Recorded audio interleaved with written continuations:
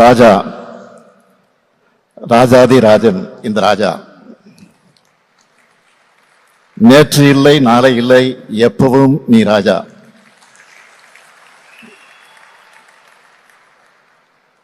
இசை என்னும் தேனை உலகத்துக்கே தரும்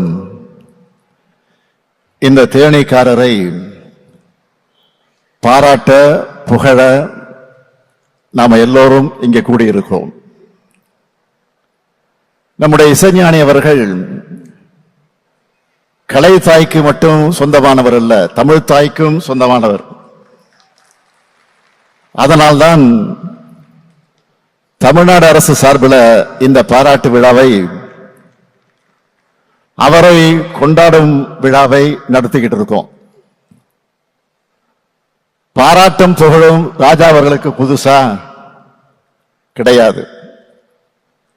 நிச்சயமா சொல்றேன், இசைஞானி அவர்களை பாராட்டுறதுல நாம தான் பெருமை அடைகிறோம்.